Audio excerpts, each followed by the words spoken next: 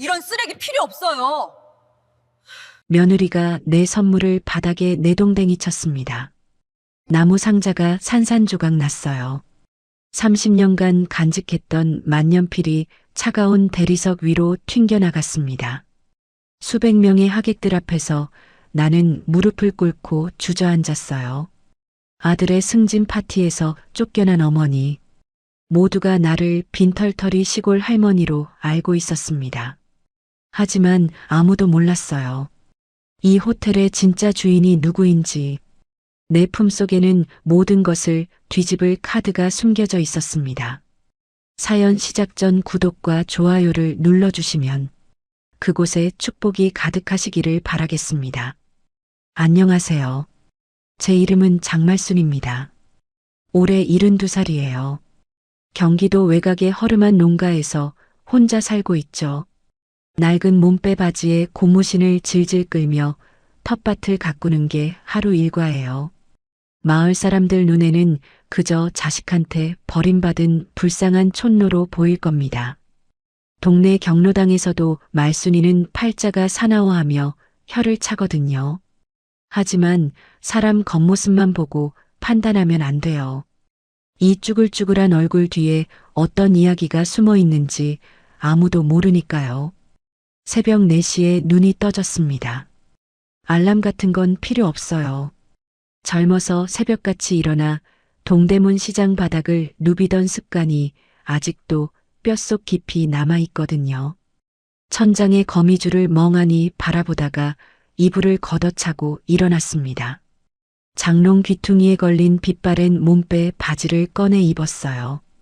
무릎 부분이 닳아서 실밥이 삐져나와 있지만 반일하기엔 이만한 옷이 없습니다.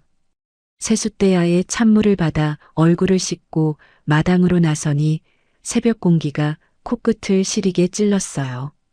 숨을 크게 들이쉬자 가슴속까지 맑아지는 기분이었습니다. 텃밭으로 향하는 흘길을 걷는데 주머니 속에서 진동이 울렸어요. 낡은 LTE 폴더폰을 꺼내 화면을 확인했습니다. 박전무라는 이름 석자가 떠 있었어요. 문자 메시지였습니다. JM 리테일 1일 브리핑이라는 제목 아래 어젯밤 마감 실적과 주요 현안이 빼곡히 적혀 있었어요. 영남권 물류센터 가동률이 예상보다 3% 낮다는 내용에 눈살이 찌푸려졌습니다. 신임 센터장이 일을 제대로 못하는 모양이에요. 흙 묻은 손으로 화면을 넘기며 브리핑을 꼼꼼히 읽었습니다. 이 모습을 누가 본다면 어떻게 생각할까요? 낡은 효도폰으로 수조 원짜리 기업의 기밀 문서를 들여다보는 촌노의 모습이라니. 나는 피식 쓴 웃음을 지으며 폴더폰을 주머니에 도로 넣었습니다. 10년 전 일이 떠올랐어요. 은퇴를 선언하던 날이었습니다. 아들 성훈이를 서재로 불러 앉혀놓고 내가 했던 거짓말이요. 성훈아, 엄마가 가진 주식이고 부동산이고 싹 다 사회에 환원했다. 나는 이제 빈 껍데기야. 아들 녀석이 눈을 동그랗게 뜨고 되물었죠. 진짜요? 그 많던 재산을 다 기부하셨어요? 그래. 돈 없는 엄마가 부끄러우면 안 찾아와도 된다. 그때 아들의 표정이란 실망인지 안도인지 모를 묘한 빛이 스쳤습니다. 나는 그 표정을 아직도 잊지 못해요. 아들이 유산 바라지 말고 제 힘으로 일어서길 바라는 마음이 컸습니다. 형제끼리 피 터지게 유산 다툼하는 꼴을 사업하면서 너무 많이 봤거든요. 그래서 거짓말을 했습니다. 빈털터리 시골 노인 행세를 시작한 거예요. 하지만 솔직히 말하면 후회가 없지는 않습니다. 돈이 없다고 생각하니까 아들 내외의 태도가 확 달라졌거든요. 예전에는 그래도 명절마다 얼굴을 비추더니 요즘은 1년에 두세 번 올까 말까예요. 오늘은 그 아들 내외가 온다고 했습니다. 한 달 만이에요. 나는 새벽부터 부산하게 움직였습니다. 마당 한켠 닭장에 가둬놓았던 토종닭 한 마리를 잡았어요. 푸드덕거리며 날뛰는 놈을 붙잡아 목을 따고 털을 뽑았습니다. 뜨거운 물에 담갔다 빼기를 반복하며 내장까지 깨끗이 손질했어요. 손끝이 얼얼하고 허리가 끊어질 것 같았지만 아들 입에 들어갈 생각을 하니 힘이 났습니다. 텃밭으로 가서 가장 실한 채소들만 골라 박스에 담았어요. 배추, 무, 시금치, 쪽파까지. 이 채소들이 어떤 건지 며느리는 까맣게 모릅니다. 백화점 VIP관에만 납품되는 최고급 유기농 채소예요. 내가 직접 씨를 뿌리고 거름을 주고 정성껏 키운 것들이죠.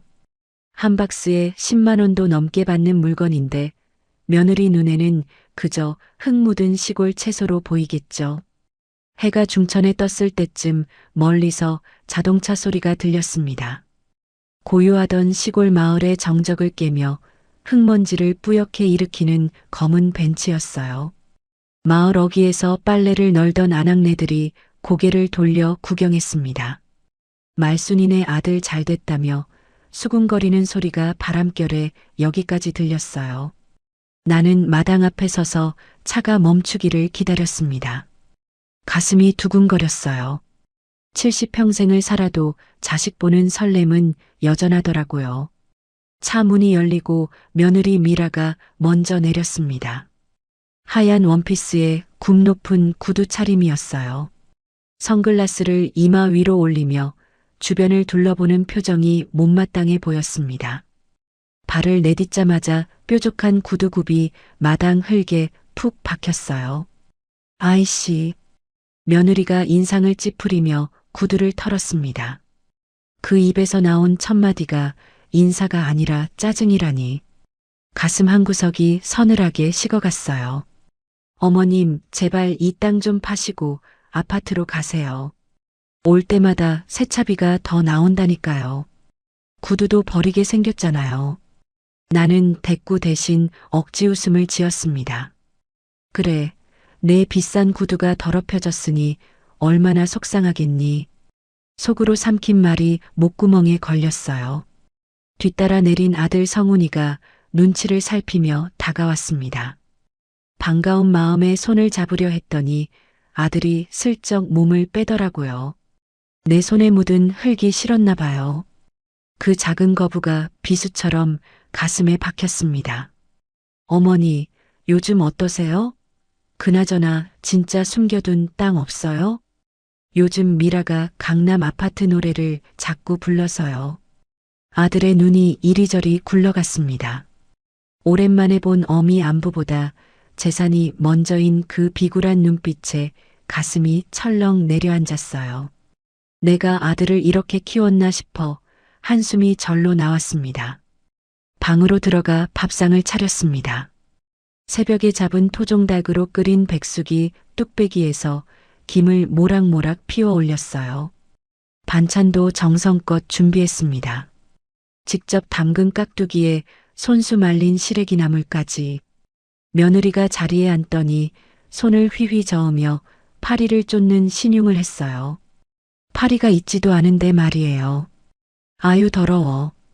시골은 이래서 못 오겠다니까요. 냄새도 나고. 코를 찡긋거리며 인상을 쓰는 모습에 얼굴이 화끈거렸습니다. 내가 밥 위에 닭살을 발라 올려줬어요. 어릴 때 성훈이가 제일 좋아하던 방식이었거든요.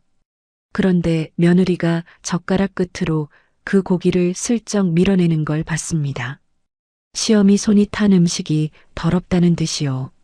못 본 척했지만 눈시울이 뜨거워졌어요.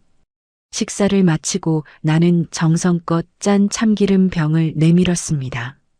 작년 가을에 깨를 직접 볶아서 기름집에 맡겨 짠 거예요.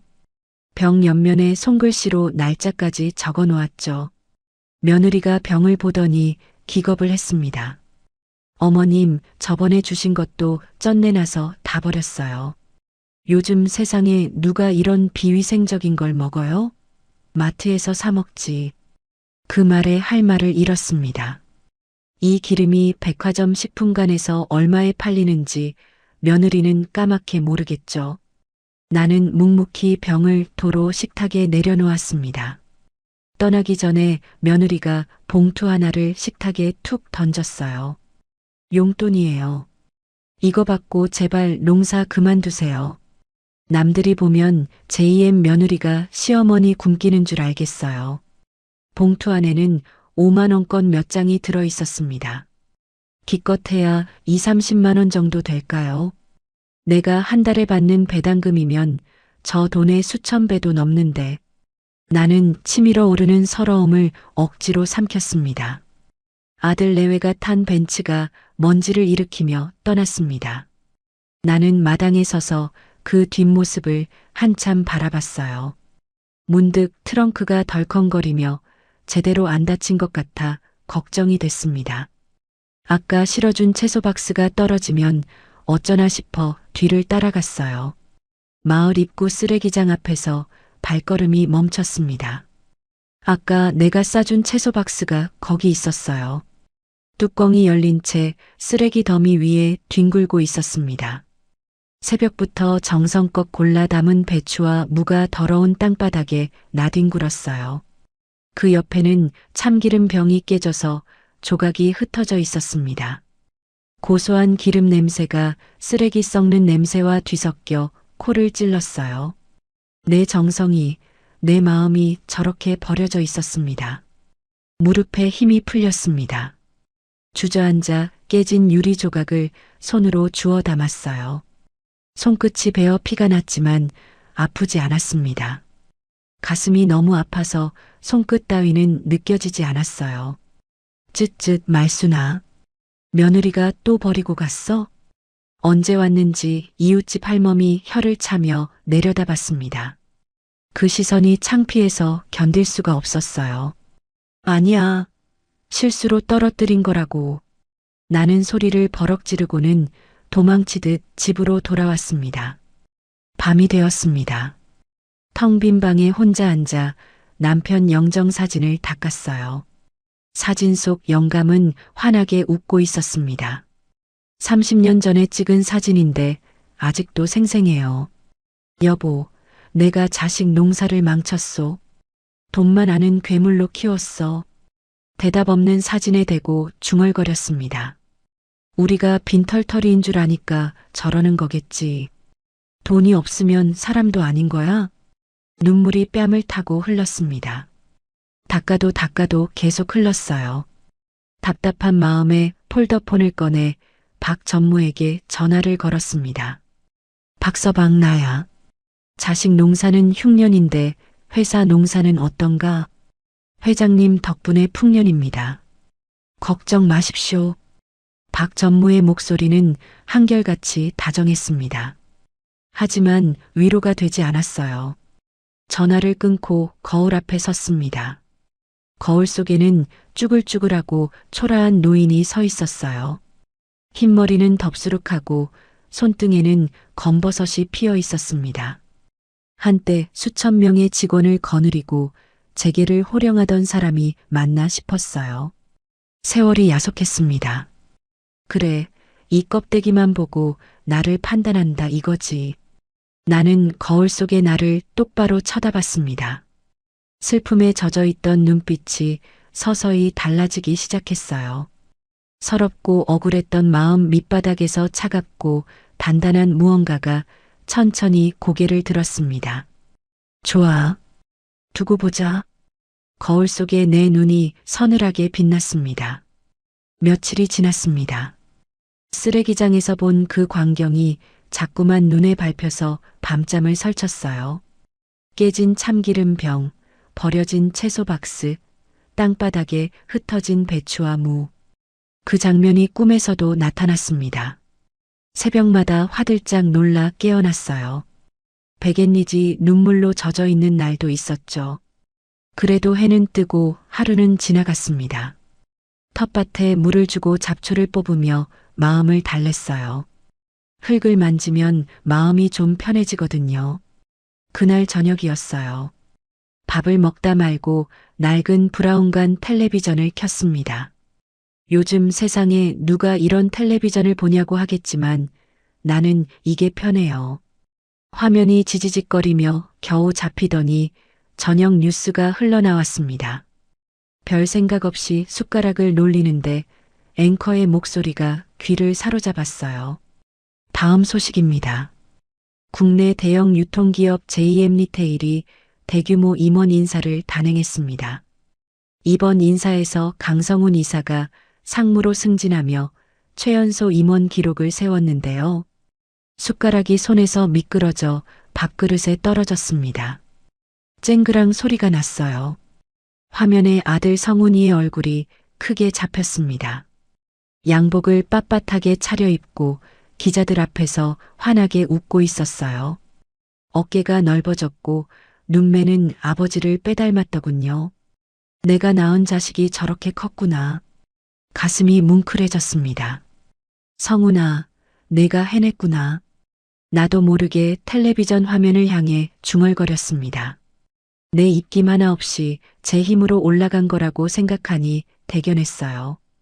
빈털터리 어미 밑에서도 이만큼 성장했으니 내 거짓말이 헛되지 않았다 싶었죠. 그때 주머니 속 폴더폰이 울렸습니다. 화면에 뜬 이름은 성훈이었어요. 반가운 마음에 얼른 전화를 받았습니다. 성훈아, 방금 뉴스에서 봤다. 상무 됐다며?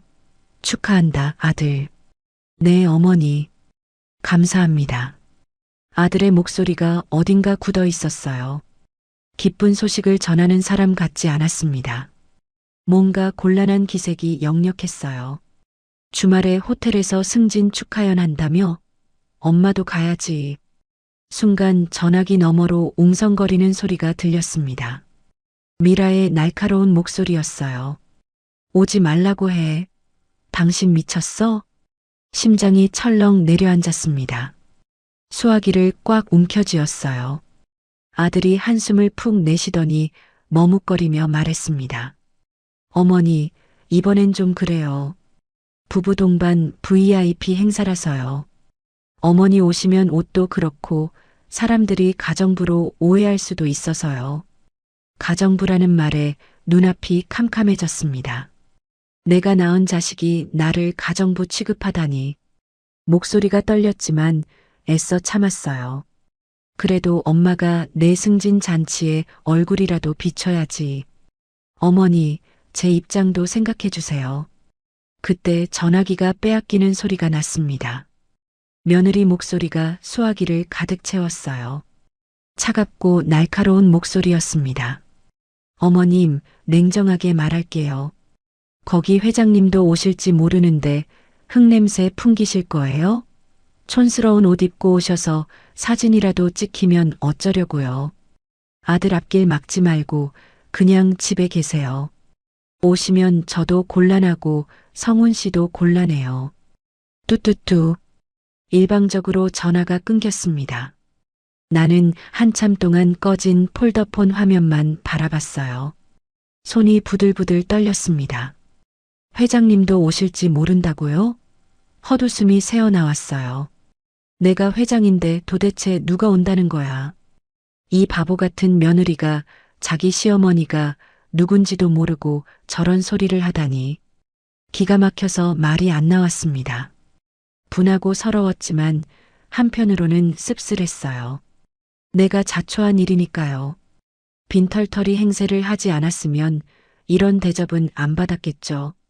밤새 뒤척이다 새벽녘에야 겨우 잠이 들었습니다.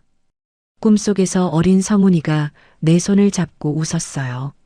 엄마 사랑해 하던 그 목소리가 아직도 귓가에 맴돌았습니다. 다음 날 아침 결심이 섰어요. 안 된다고 해도 갈 겁니다. 내 아들 승진 잔치에 어미가 얼굴 한번 못 비추고 어떻게 눈을 감겠어요. 장롱 앞에 섰습니다. 삐걱거리는 문을 열고 깊숙한 곳을 뒤졌어요. 손끝에 차가운 나무 상자가 닿았습니다. 자물쇠로 잠가둔 낡은 상자였어요. 열쇠를 찾아 자물쇠를 열었습니다. 상자 안에는 잉크가 말라버린 싸구려 만년필이 들어 있었어요. 시장에서 1,000원 주고 산 국산 만년필이었죠. 펜촉은 닳았고 몸통의 도금은 벗겨져 있었습니다. 금전적 가치는 하나도 없어요. 이런 걸 누구한테 보여줘도 쓰레기 취급받을 겁니다. 하지만 내게는 세상 무엇과도 바꿀 수 없는 보물이에요. 만년필을 손에 쥐니 30년 전 기억이 밀려왔습니다. IMF가 터지던 해였어요. 거래처마다 부도가 나고 은행에서는 대출 상환을 독촉했죠.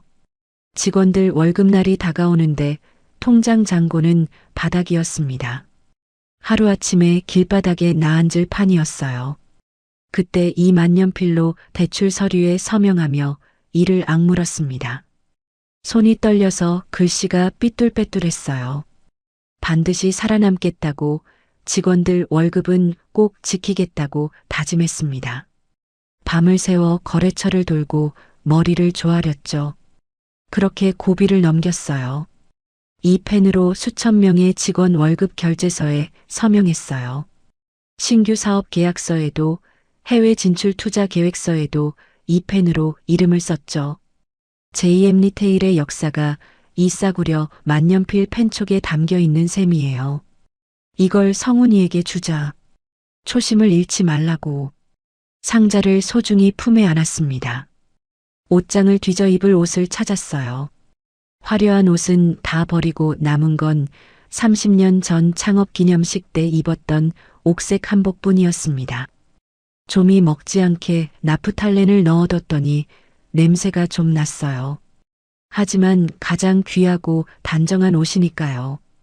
아들 잔치에 입고 갈 옷이 이것밖에 없다니 서글펐지만 어쩌겠어요. 조심스럽게 꺼내 다림질을 했습니다. 거울 앞에서 한복을 입어봤어요. 저고리 고름을 메고 치마끈을 여몄습니다. 거울 속에 비친 내 모습은 촌스럽고 낡아 보였어요. 유행이 한참 지난 색깔에 어깨선도 요즘 것과 달랐죠. 그래도 등은 꼿꼿이 폈습니다. 읍내 터미널까지 가는 게 문제였어요. 택시를 불렀는데 이 산골까지는 안 온다고 했습니다. 할 수 없이 마당 한켠에 세워둔 경운기를 끌고 나왔어요. 시동을 걸자 드르륵 퉁퉁 요란한 소리가 났습니다. 옥색 한복을 입고 경운기를 모는 70 넘은 노인이라니. 우스꽝스러웠지만 웃음이 나오지 않았어요. 흙먼지를 뒤집어 쓰고 읍내에 도착했습니다. 경운기를 버스 터미널 근처에 세워두고 터미널로 걸어 들어갔어요. 서울행 고속버스 표를 끊었습니다. 창가 자리에 앉아 창밖을 바라봤어요. 논밭이 스쳐 지나가고 고속도로가 나타났습니다. 서울이 점점 가까워졌어요. 2시간쯤 지났을까요? 버스가 강남 터미널에 도착했습니다.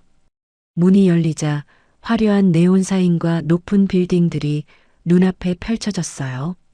명품 가방을 든 사람들, 깔끔한 정장 차림의 직장인들이 바쁘게 오갔습니다. 향수 냄새가 코를 스쳤어요. 구두굽이 바닥을 두드리는 소리가 경쾌하게 울렸습니다.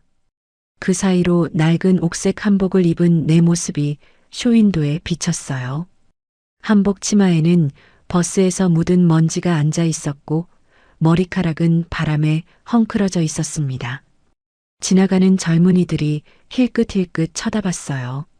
시골에서 올라온 할머니 정도로 보였겠죠. 너무나 이질적이었습니다. 초라해 보였지만 주눅 들지 않으려 애썼어요. 등을 펴고 턱을 들었습니다. 나는 이 거리의 백화점 절반을 소유한 사람이에요. 저 건물도 저 상가도 내 땅 위에 세워진 것들이죠. 기죽을 이유가 없습니다. 택시를 잡아타고 JM 호텔로 향했습니다. 창밖으로 익숙한 건물들이 스쳐 지나갔어요. 내가 땅을 사고 설계를 지시하고 첫 삽을 떴던 건물들이었습니다. 호텔 앞에 도착했습니다. 웅장한 JM 호텔 건물이 눈앞에 우뚝 섰어요. 30층짜리 건물 꼭대기에 번쩍이는 JM 로고가 보였습니다. 해가 지면서 건물 전체에 조명이 켜지기 시작했어요. 황금빛 불빛이 유리창에 반사되어 눈이 부셨습니다. 벽돌 한 장, 창문 하나까지 내 손길이 닿은 곳이에요. 설계 도면을 밤새 들여다보고 공사 현장을 누비며 직접 감독했던 기억이 떠올랐습니다. 내 새끼 같은 건물인데 속으로 중얼거렸습니다. 정문 앞에는 발렛 파킹을 맡기는 고급 승용차들이 줄지어 있었어요. 이브닝 드레스를 입은 여자들과 턱시도 차림의 남자들이 우아하게 걸어 들어갔습니다. 그 화려한 행렬 속에 낡은 한복을 입은 나는 끼어들 틈이 없어 보였어요. 며느리 때문에 도둑고양이처럼 숨어 들어가야 하다니 분한 마음이 치밀었습니다. 지갑을 열어 깊숙한 곳을 뒤졌습니다. 손끝에 차가운 플라스틱이 닿았어요. 꺼내보니 금박 글씨가 새겨진 카드였습니다. 파운더 장말순. 창업주라는 뜻이에요. 이 호텔의 모든 문을 열 수 있는 마스터키 카드입니다. VIP 엘리베이터도 회장 전용 비상구도 어디든 이 카드 하나면 열려요. 10년 전 은퇴할 때 기념으로 챙겼던 겁니다. 혹시나 싶어 지갑 깊숙이 넣어뒀는데 오늘 쓸 줄이야. 카드를 손에 쥐고 호텔 정문을 바라봤어요. 회전문 너머로 화려한 샹들리에 불빛이 보였습니다. 웃음소리와 샴페인 잔이 부딪히는 소리가 여기까지 들리는 것 같았어요. 저 안에 내 아들이 있습니다. 내가 낳고 키운 자식이 오늘 인생 최고의 날을 맞이하고 있어요. 심호흡을 깊이 했습니다. 가슴속에서 심장이 쿵쿵 뛰었어요. 떨리는 다리를 다잡았습니다. 품속에 만년필 상자가 느껴졌어요. 자, 장말순. 기죽지 말자. 여긴 내가 지은 집이다. 나는 천천히 호텔을 향해 걸음을 옮겼습니다. 호텔 정문으로 다가갔습니다. 회전문이 쉴 새 없이 돌아가고 있었어요. 이브닝 드레스를 입은 여자들과 턱시도 차림의 남자들이 우아하게 빠져나갔습니다. 향수 냄새가 진동했어요. 다이아몬드 귀걸이가 샹들리에 불빛에 반짝거렸습니다.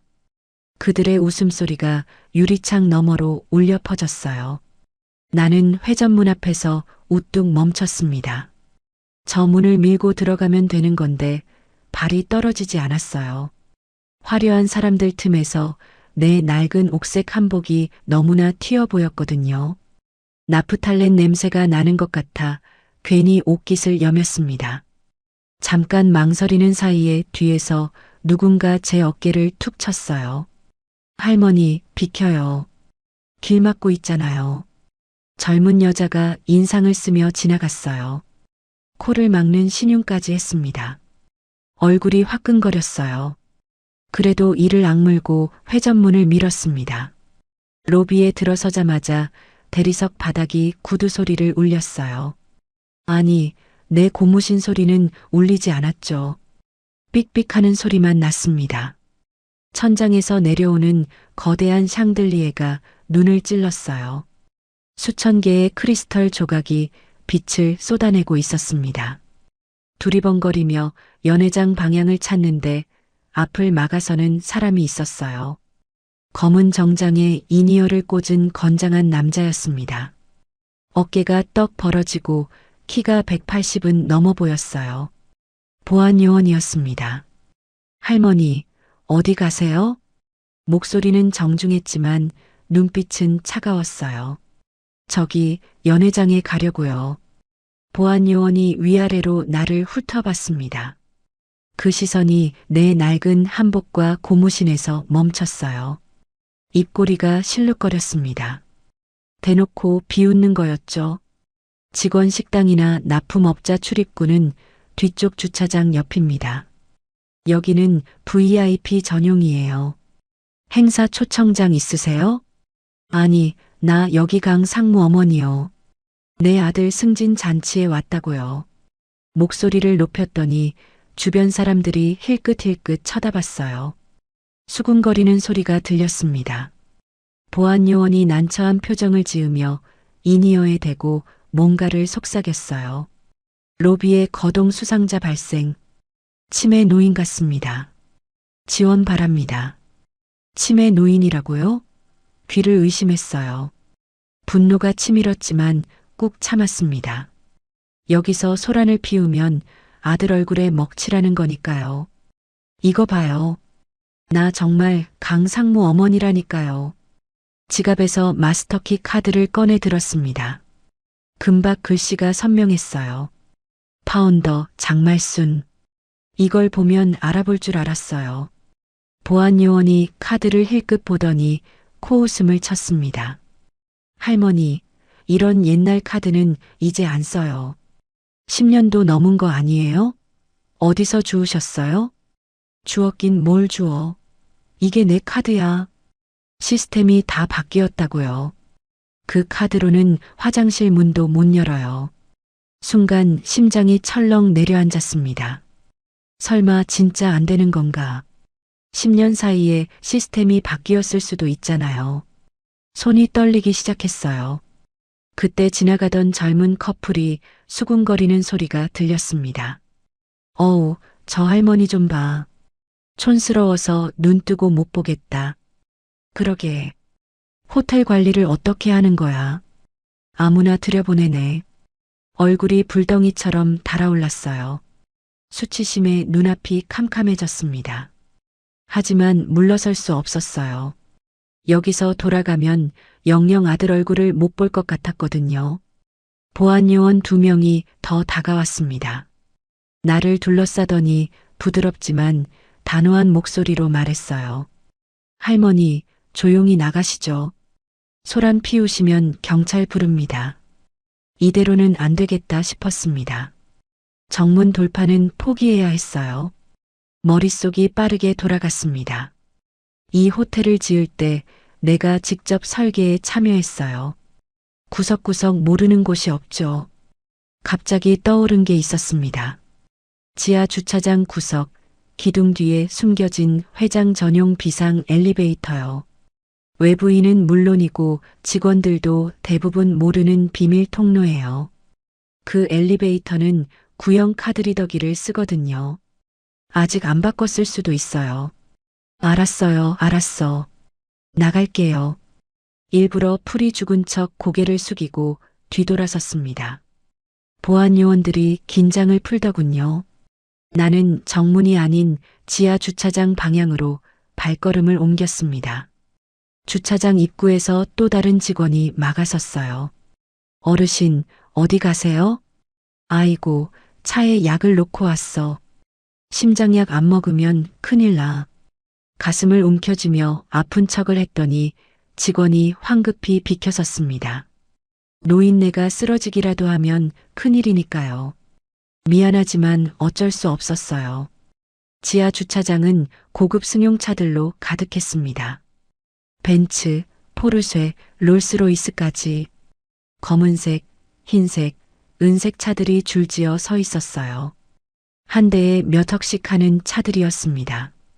어마어마한 차들 사이를 굽은 허리로 조심조심 지나갔어요. 주차장 불빛이 희미해서 발밑을 잘 살펴야 했습니다. 발걸음을 재촉하는데 익숙한 차가 눈에 들어왔어요. 아들이 타는 검은 벤츠였습니다. 번호판을 확인하니 틀림없었어요. 내가 사준 차죠. 4년 전 이사 승진했을 때 선물한 거예요. 딜러한테 연락해서 몰래 결제했습니다. 물론 아들은 회사에서 받은 성과급으로 산 줄 알고 있지만요. 잠깐 멈춰 차 안을 들여다봤습니다. 뒷좌석에 뭔가 굴러다니고 있었어요. 자세히 보니 낡은 고무신 한 짝이었습니다. 저번에 내가 신고 갔던 거예요. 마당에서 벗어놓았던 건데 며느리가 더럽다고 차에서 던져버린 모양이에요. 내 신발이 쓰레기처럼 굴러다니는 걸 보니 가슴이 쿡쿡 쑤셨습니다. 눈시울이 뜨거워졌어요. 고개를 저으며 다시 걸었어요. 기둥 번호를 세며 주차장 구석으로 향했습니다. B27번 기둥 뒤, 거기에 비밀 엘리베이터가 있어요. 기둥 뒤로 돌아가니 먼지 쌓인 철문이 나타났습니다. 페인트가 벗겨지고 녹이 슬어 있었어요. 그 옆에 낡은 카드리더기가 붙어 있었습니다. 10년 전 그대로였어요. 관리를 안 한 게 오히려 다행이었습니다. 심장이 두근거렸어요. 제발 되어라, 제발. 손바닥에 땀이 흥건했습니다. 조마조마한 마음으로 마스터키 카드를 가져다 댔습니다. 1초가 1년처럼 느껴졌어요. 비빅. 초록불이 들어왔습니다. 철문이 스르륵 열렸어요. 됐다. 나도 모르게 환호성이 터져 나왔어요. 얼른 입을 막았습니다. 누가 들으면 안 되니까요. 가슴을 쓸어내리며 안도의 한숨을 쉬었습니다. 동시에 씁쓸한 감정이 밀려왔어요. 아직 내 카드가 먹히는구나. 적어도 이 낡은 구석에서는 나를 기억하는구나. 정문에서는 쫓겨났지만 여기서는 아직 주인 대접을 받는 거죠. 엘리베이터에 올라탔습니다. 거울에 비친 내 모습이 처참했어요. 머리카락은 헝클어지고 한복 고름은 반쯤 풀려 있었습니다. 침으로 머리를 빗어넘기고 매무새를 다듬었어요. 아들기 살려주려면 단정해야죠. 버튼을 눌렀습니다. 엘리베이터가 위로 올라갔어요. VIP 대기실 층에서 멈췄습니다. 문이 열리자마자 왁자지껄한 소리가 쏟아져 들어왔어요. 밖을 살짝 내다보니 임원들이 대기실을 가득 채우고 있었습니다. 양복 입은 남자들이 샴페인 잔을 들고 웃고 떠들고 있었어요. 저 사이로 지나갈 수가 없었습니다. 들키면 또 쫓겨날 게 뻔했어요. 재빨리 문 닫힘 버튼을 눌렀습니다. 비상계단 층으로 내려가기로 했어요. 엘리베이터가 다시 움직였습니다. 비상계단으로 나와 조심조심 내려갔어요. 콘크리트 계단이 차가웠습니다. 한 층, 두 층, 발소리를 죽이며 걸었어요. 계단 끝에 철문이 나타났습니다. 문을 살짝 열어보니 주방이었어요. 하얀 조리복을 입은 요리사들이 전쟁터처럼 바쁘게 움직이고 있었습니다. 불꽃이 치솟고 냄비가 달그락거렸어요. 고기 굽는 냄새와 버터 향이 코를 찔렀습니다. 살금살금 문틈으로 빠져나왔습니다. 아무도 나를 못 본 것 같았어요. 벽을 따라 조용히 이동하려는데 우렁찬 고함이 터졌습니다. 아줌마, 거기서. 심장이 멎는 줄 알았어요. 돌아보니 하얀 모자를 쓴 덩치 큰 남자가 노려보고 있었습니다. 총괄 셰프 같았어요. 설거지 인력 용역에서 왔어? 왜 이제 와? 1시간이나 늦었잖아. 순간 머릿속이 하얘졌어요. 어떻게 해야 하지? 아니라고 하면 수상하게 볼 거고 그렇다고 하면 설거지를 시키겠죠. 네네. 죄송합니다. 일단 고개를 끄덕였어요. 셰프가 턱짓으로 한쪽을 가리켰습니다. 빨리 앞치마 입고 저기 가서 그릇 닦아. 알겠습니다. 얼떨결에 대답하고 셰프가 가리킨 방향으로 걸어갔어요. 하지만 설거지대 대신 연회장 쪽 커튼이 보였습니다. 저기로 가면 연회장이에요. 뒤를 슬쩍 돌아봤습니다. 셰프는 이미 다른 요리사에게 호통을 치고 있었어요. 나를 신경 쓸 여유가 없었죠. 지금이야. 발걸음을 제게 놀려 커튼 뒤로 몸을 숨겼습니다. 심장이 터질 듯이 뛰었어요. 잠시 숨을 고르며 커튼 틈으로 바깥을 내다봤습니다. 연회장이 눈앞에 펼쳐졌어요. 화려한 샹들리에 아래 수십 개의 테이블이 놓여 있었습니다. 웃음소리와 잔 부딪히는 소리가 가득했어요. 하객들이 삼삼오오 모여 담소를 나누고 있었습니다. 웨이터들이 샴페인 잔을 든 쟁반을 들고 분주히 움직였어요. 내 돈으로 지은 호텔, 내 돈으로 차려진 잔치였습니다. 그런데 나는 죄인처럼 커튼 뒤에 숨어 있어야 했어요. 코끝이 찡했습니다. 눈물이 날 것 같아서 고개를 들어 천장을 바라봤어요. 저 멀리 단상 근처에서 샴페인 잔을 든 두 사람이 보였습니다. 아들 성훈이와 며느리 미라였어요. 아들은 연신 허리를 굽히며 주변 사람들에게 인사하고 있었습니다. 굽신거리는 모습이 안쓰러웠어요. 며느리는 목을 빳빳이 세우고 도도하게 서 있었습니다. 마치 자기가 주인공인 것처럼요. 드디어 아들을 찾았어요. 품속의 만년필 상자를 만져봤습니다. 차갑고 단단한 나무 상자가 느껴졌어요. 이제 어떻게든 다가가야 합니다. 이 선물을 전해야 해요. 커튼 틈으로 연회장을 살폈습니다. 아들이 단상 근처에서 임원들과 인사를 나누고 있었어요. 환하게 웃는 얼굴이 멀리서도 보였습니다. 내가 낳은 자식이 저렇게 당당하게 서 있구나. 가슴이 벅찼어요. 눈시울이 뜨거워졌습니다. 하지만 바로 옆에 서 있는 며느리가 걸렸습니다. 미라는 검은 이브닝 드레스를 입고 손목에는 다이아몬드 팔찌를 차고 있었어요. 목에는 진주 목걸이가 빛났습니다. 저 팔찌와 목걸이가 얼마짜린지 대충 감이 왔어요.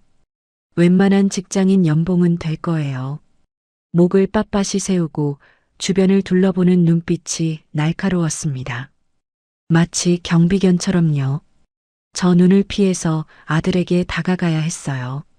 잠시 기회를 엿봤습니다. 미라가 지나가는 지인에게 인사를 건네며 고개를 돌렸어요. 지금이야. 나는 커튼 사이로 몸을 빼내 연회장 구석을 따라 벽에 바짝 붙어 걸었습니다. 심장이 귀까지 뛰었어요. 테이블 사이를 지나는데 웨이터가 쟁반을 들고 성큼성큼 다가왔습니다. 피하려다 그만 의자에 발이 걸렸어요. 휘청거리며 테이블을 붙잡았습니다. 와인잔이 달그락 소리를 냈어요. 앉아있던 중년 부부가 고개를 돌렸습니다. 어머, 저 사람 뭐야? 호텔 직원인가?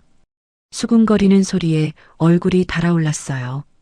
고개를 푹 숙이고 재빨리 자리를 피했습니다. 등 뒤로 낄낄거리는 웃음소리가 들렸어요. 아들이 있는 단상 쪽으로 조금씩 다가갔습니다. 10걸음, 9걸음, 8걸음. 아들의 뒷모습이 점점 가까워졌어요. 양복 어깨에 비듬이 떨어져 있었습니다. 저것 좀 털어줘야겠다 하는 생각이 절로 들었어요. 어미 마음이란 게 그런 거죠. 5걸음 앞까지 다가갔을 때였습니다. 어머님? 날카로운 목소리가 등 뒤에서 날아왔어요. 심장이 쿵 내려앉았습니다. 천천히 돌아보니 며느리 미라가 눈을 부릅뜨고 서 있었어요. 얼굴이 일그러져 있었습니다. 분노와 당혹감이 뒤섞인 표정이었죠. 어떻게 여기 들어오신 거예요?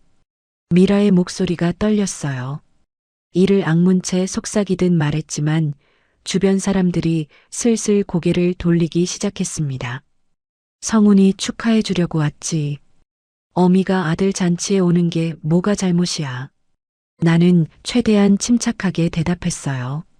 하지만 목소리가 가늘게 떨렸습니다. 오지 말라고 했잖아요. 미라가 언성을 높였어요. 주변이 조용해지기 시작했습니다. 사람들의 시선이 우리에게 쏠렸어요. 귀가 웅웅거렸습니다. 그때 아들 성훈이가 뒤돌아봤어요. 나와 눈이 마주쳤습니다. 반가움이 아니라 경악이 아들의 얼굴을 스쳤어요. 입이 벌어지고 눈이 커졌습니다. 어머니, 왜 여기에? 아들이 허둥지둥 다가왔어요. 하지만 나를 안아주는 대신 주변을 두리번거렸습니다. 누가 보는지 확인하는 거였죠. 그 모습에 가슴이 철렁했어요. 성훈아, 축하한다. 내가 상무가 됐다니 엄마가 얼마나 기쁜지. 손을 뻗어 아들의 팔을 잡았습니다. 아들이 움찔하며 한 발 물러섰어요. 내 손에 묻은 흙이라도 있는 것처럼요. 손이 허공에 멈췄습니다. 어머니, 지금 중요한 자리예요. 제발 조용히 나가주세요. 아들이 작은 목소리로 말했어요. 눈을 마주치지 않았습니다. 바닥만 보더군요. 나가라고? 내가 뭘 잘못했다고? 목소리가 저도 모르게 커졌어요. 주변이 쥐 죽은 듯 조용해졌습니다. 수십 개의 눈동자가 우리를 향해 있었어요. 그때 미라가 끼어들었습니다. 보세요, 어머님. 촌스러운 한복 입고 고무신 신고 오시면 저희가 어떻게 되는지 아세요? 지금 이 자리에 회장님도 계신단 말이에요. 미라가 내 옷을 위아래로 훑었어요. 경멸이 담긴 눈빛이었습니다. 마치 더러운 것을 보는 것처럼요. 회장이라고? 나도 모르게 피식 웃음이 나왔어요. 회장이 누군지 모르고 저런 소리를 하다니 정말 어이가 없었습니다. 뭐가 웃겨요? 미라가 눈을 부릅떴어요. 아니, 그냥. 그래서 내가 말하는 회장이 누군데? 그걸 왜 제가 설명해야 해요? 어쨌든 어머님 때문에 우리 체면이 말이 아니에요. 미라의 목소리가 연회장에 울려 퍼졌습니다. 이제 거의 모든 사람들이 우리를 쳐다보고 있었어요. 웅성거리는 소리가 파도처럼 밀려왔습니다. 저 할머니가 강 상무 어머니래. 시골에서 올라온 것 같은데. 상무 부인이 창피하겠네. 수군거리는 말들이 귀를 찔렀어요. 온몸에 열이 올랐습니다. 하지만 나보다 더 곤혹스러운 건 아들이었어요. 성훈이의 얼굴이 시뻘개졌습니다. 땀이 이마에 송골송골 맺혔어요. 어머니, 제발이요. 나중에 따로 뵐게요. 지금은 그냥 가주세요. 아들이 애원하듯 말했어요. 목소리가 갈라졌습니다. 그 모습을 보니 오히려 불쌍했어요. 내 아들이 저렇게까지 쩔쩔매다니. 알았어. 나갈게. 결국 한 발 물러섰습니다. 여기서 더 버티면 아들 얼굴에 먹칠하는 거니까요. 그런데 미라가 비켜서지 않았어요. 오히려 한 발 다가오더니 내 팔을 낚아챘습니다. 소나기에 힘이 들어갔어요. 아팠습니다. 잠깐, 저건 뭐예요? 미라가 내 품에 안긴 상자를 노려봤어요. 만년필을 담은 나무 상자였습니다. 이건 성훈이 줄 선물이야. 승진 선물. 선물이요? 뭔데요? 미라가 대뜸 상자를 빼앗았습니다. 뚜껑을 열더니 안을 들여다봤어요. 그러고는 코웃음을 쳤습니다. 뭐야 이건? 고물 만년필? 이걸 선물이라고요? 고물이 아니야. 이건 내가 회사를 처음 시작할 때부터 썼던 펜이야. 값으로 따질 수 없는 물건이라고. 목소리가 떨렸어요. 그 만년필에 얼마나 많은 추억이 담겼는지 며느리는 모르겠죠. 아, 그러세요? 그런 싸구려 고물 말고 강 상무에게 해줄 건 없어요? 땅이라든지 아파트라든지. 미라가 빈정거렸어요. 매서운 눈빛이 나를 훑었습니다. 재산 얘기가 또 나왔어요. 이 며느리는 돈밖에 모르는구나. 난 줄 게 없어. 다 기부했다고 했잖아. 기부요? 그 많던 재산을 다요? 진짜예요? 미라가 눈을 가늘게 떴어요. 의심의 눈초리였습니다. 그래. 빈털털이야. 그럼 이런 쓸모없는 고물 말고 줄게 아무것도 없단 소리네요? 미라가 만년필 상자를 들어 올렸어요. 그리고 믿을 수 없는 일이 벌어졌습니다. 이런 쓰레기는 필요 없어요. 미라가 상자를 바닥에 내동댕이 쳤어요. 나무 상자가 와장창 부서졌습니다. 나무 조각이 사방으로 튀었어요. 만년필이 대리석 바닥 위로 튕겨나갔습니다. 딱딱한 소리가 연회장에 울렸어요. 펜촉이 휘어지며 까만 잉크 자국이 하얀 바닥에 번졌습니다. 사람들이 기겁하며 뒤로 물러났어요. 시간이 멈춘 것 같았습니다. 눈앞이 하얘졌어요. 귀에서 윙윙 소리가 났습니다. 저 만년필로 얼마나 많은 결제서에 서명했는지. IMF 때 이를 악물고 쥐었던 그 펜이었어요. 직원들 월급 주려고 밤잠을 설치며 서류 더미와 씨름할 때도 이 펜을 놓지 않았습니다. JM 리테일의 역사가 담긴 물건이었어요. 그게 산산조각 났습니다. 다리에서 힘이 빠졌습니다. 무릎을 꿇고 바닥에 주저앉았어요. 부서진 상자 조각과 휘어진 만년필을 손으로 쓸어 모았습니다. 손끝이 나무 파편에 베었지만 느껴지지 않았어요. 어머님, 일어나세요. 사람들 다 보잖아요. 아들이 다급하게 말했어요. 하지만 나를 일으키려 하지 않았습니다. 그냥 서서 안절부절 못할 뿐이었어요. 나는 고개를 들어 아들을 올려다봤습니다. 눈물이 볼을 타고 흘렀어요. 성훈아, 이 펜이 뭔지 아니? 엄마가 내 등록금 대느라 밤새 일하면서 쥐고 있던 펜이야. 내가 아플 때 병원비 결제하면서 썼던 펜이고, 너 대학 합격했을 때 입학원서에 서명한 것도 이 펜이야. 목이 메어 말이 제대로 나오지 않았습니다. 근데 내 마누라가 쓰레기라고 내팽개쳤어. 성훈이의 얼굴이 창백해졌어요. 하지만 아무 말도 하지 않았습니다. 미라 쪽을 힐끔 보더니 고개를 숙였어요. 아내 편을 들지도 어머니 편을 들지도 못하는 비겁한 모습이었습니다. 연회장이 술렁거렸어요. 사방에서 폰을 들어 촬영하는 사람들이 보였습니다. 이 광경이 인터넷에 퍼지면 어떻게 되려나. 잠깐 그런 생각이 스쳤어요. 그때 누군가 나를 부축해 일으켜 세웠습니다. 고개를 돌려보니 낯선 남자였어요. 나이 지긋한 신사가 내 팔을 잡고 있었습니다. 괜찮으세요, 어르신? 고맙습니다. 겨우 대답하고 발걸음을 옮겼어요. 연회장을 빠져나가야 했습니다. 더 있으면 아들이 망신당해요. 비틀거리며 걸었습니다. 등 뒤로 웅성거리는 소리가 따라왔어요. 누군가 낄낄거리는 소리도 들렸습니다. 연회장 문을 나서는 순간 주머니 속 폴더폰이 진동했습니다.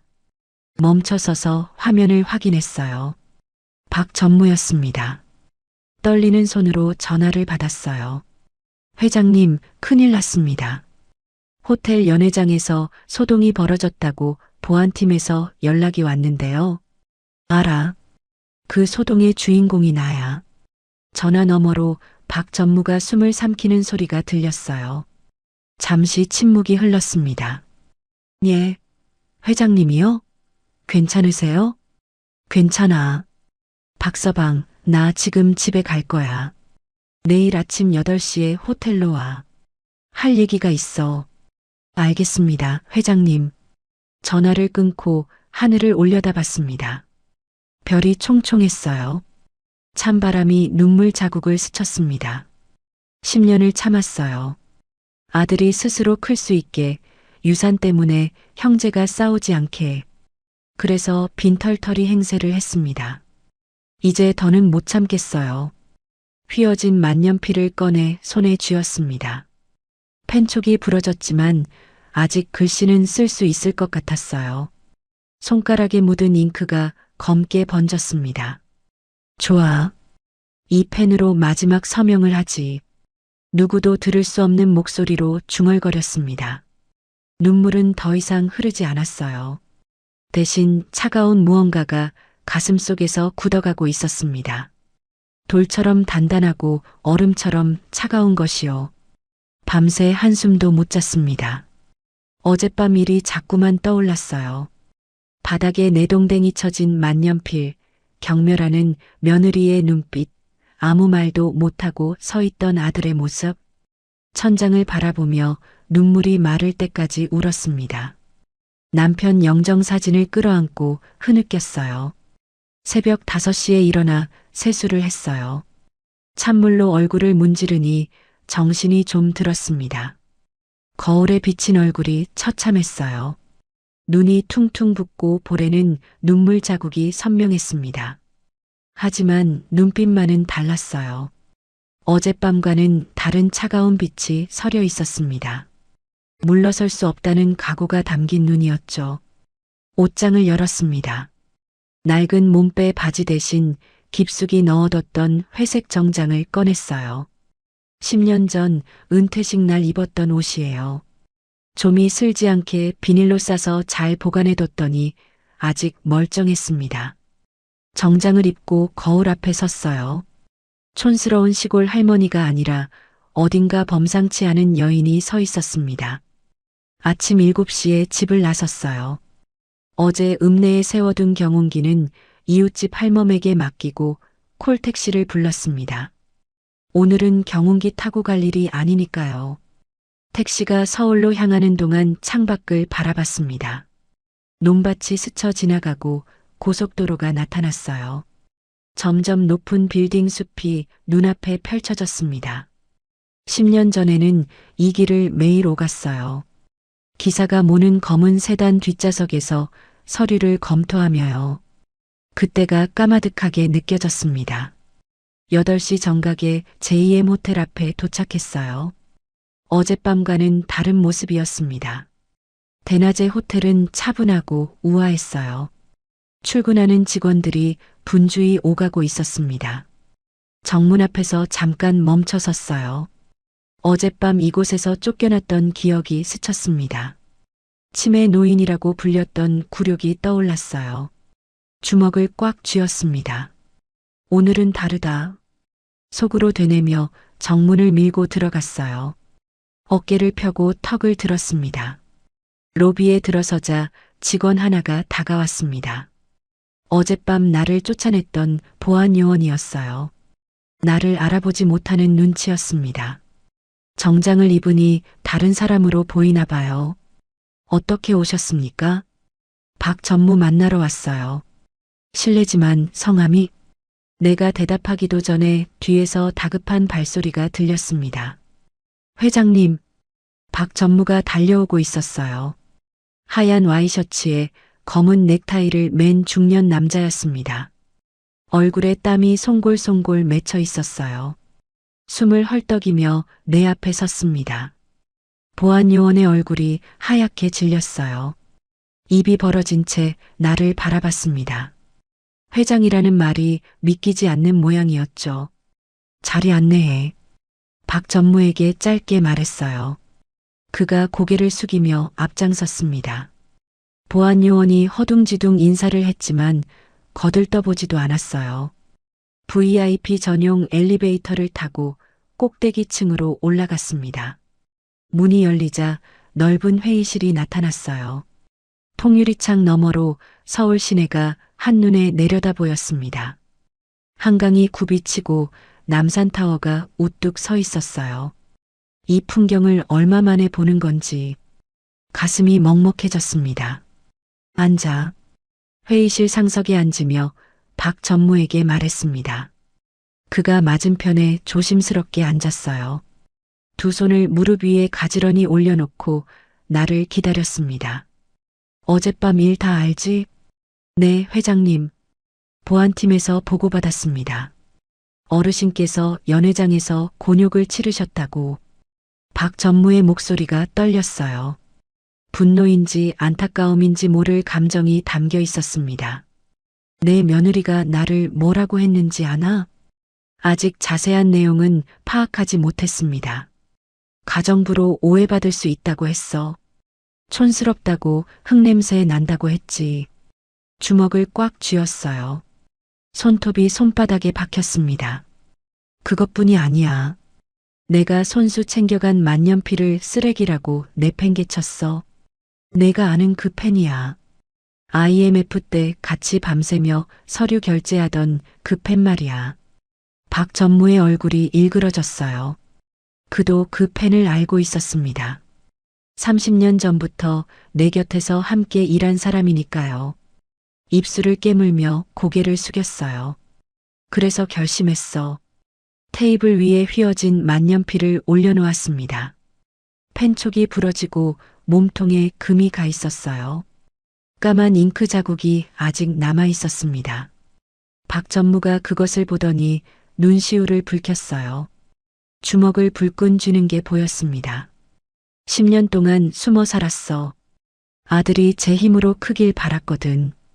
유산 때문에 형제끼리 싸우는 꼴 보기 싫었고, 그래서 빈털터리 행세를 했지. 창밖을 바라봤어요. 햇살이 빌딩 유리창에 반사되어 눈이 부셨습니다. 근데 그게 잘못이었어. 돈이 없으니까 사람 취급을 안 하더라고. 내 새끼한테서도 내 며느리한테서도. 목소리가 떨렸지만 억지로 참았어요. 이제 그만 끝내려고. 내가 누군지 똑똑히 보여줄 거야. 박 전무가 고개를 들어 나를 바라봤습니다. 눈에 결연한 빛이 어렸어요. 무엇을 도와드릴까요, 회장님? 먼저 이사회를 소집해. 오늘 오후 3시로. 오늘이요? 임원들 일정이 빠듯할 텐데요. 못 오는 사람은 잘리는 줄 알라고 해. 박 전무가 고개를 끄덕였어요.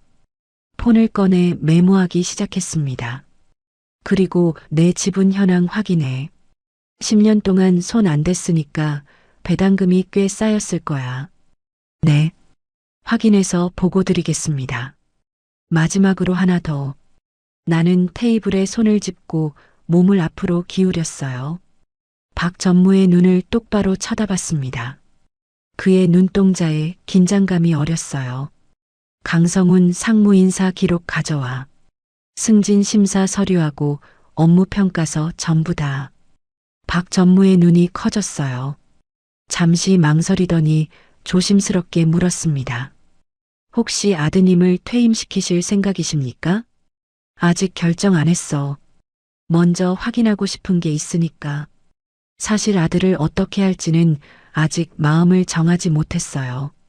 화가 나는 건 사실이지만 그래도 내가 낳은 자식이잖아요. 하지만 며느리는 달랐습니다.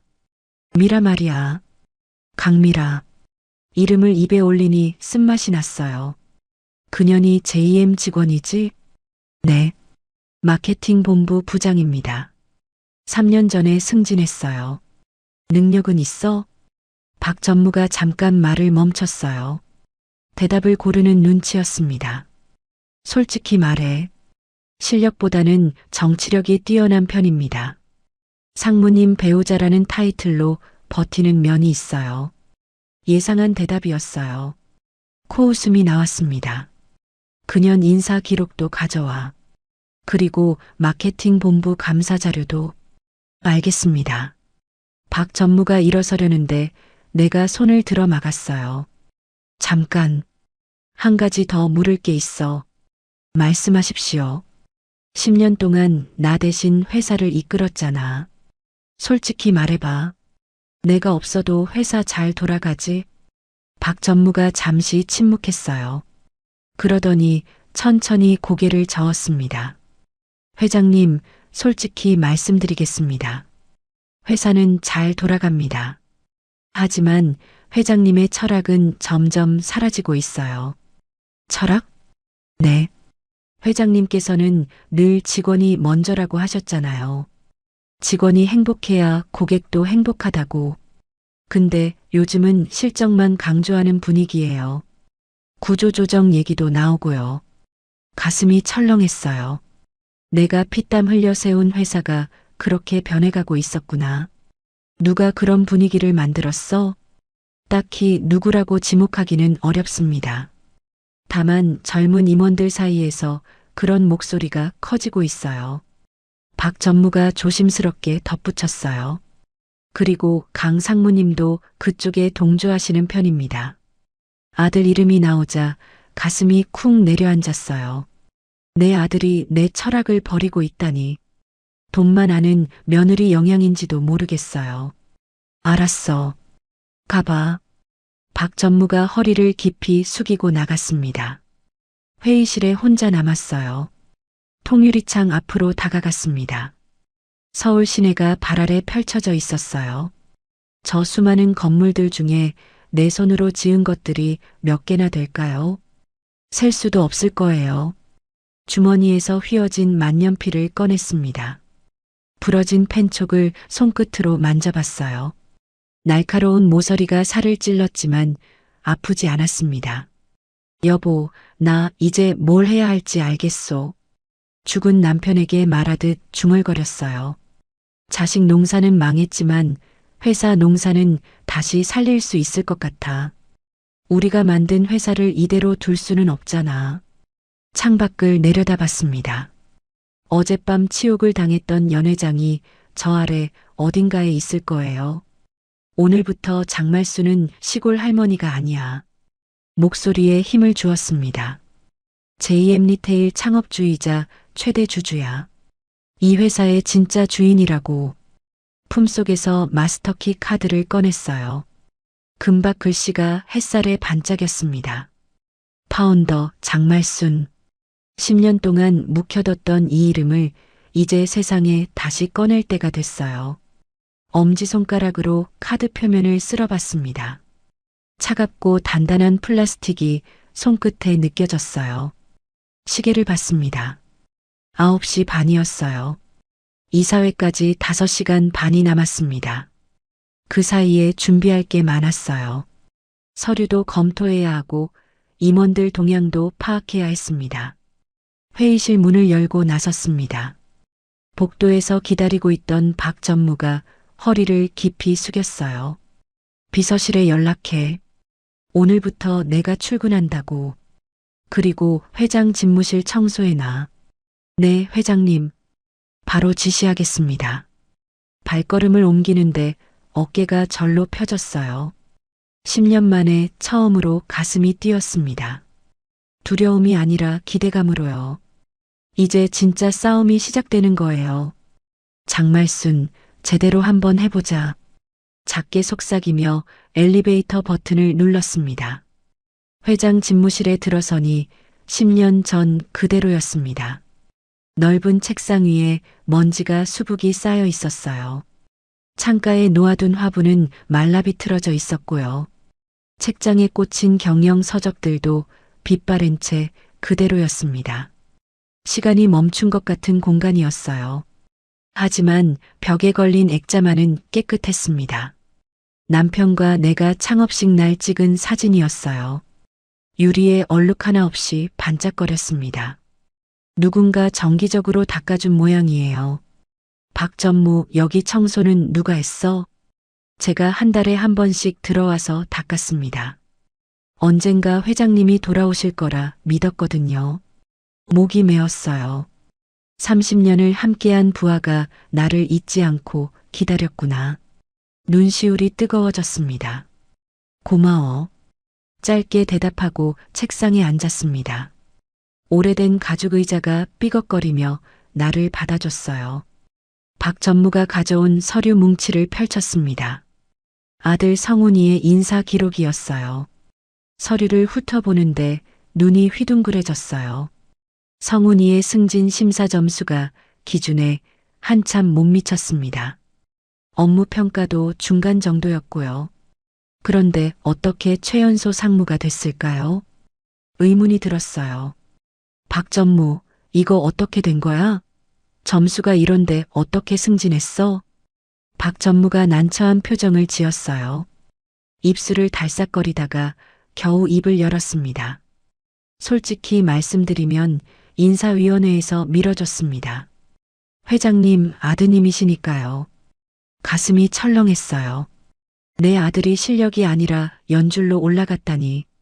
내가 빈털터리 행세를 한 이유가 뭐였어요? 제 힘으로 크라고 그랬는데 결국 내 이름 덕을 본 거잖아요. 다른 임원들은 뭐라고 해? 불만이 많습니다. 하지만 대놓고 말하는 사람은 없어요. 창업주 아들이니까요. 씁쓸한 웃음이 새어나왔어요. 내가 숨어 지내는 동안 아들은 내 그늘 아래서 편하게 올라갔구나. 다음으로 며느리 미라의 서류를 펼쳤습니다. 마케팅 본부 부장 강미라. 사진 속 며느리는 자신만만한 표정을 짓고 있었어요. 보기만 해도 속이 뒤집혔습니다. 인사 기록을 살펴보다가 이상한 점을 발견했어요.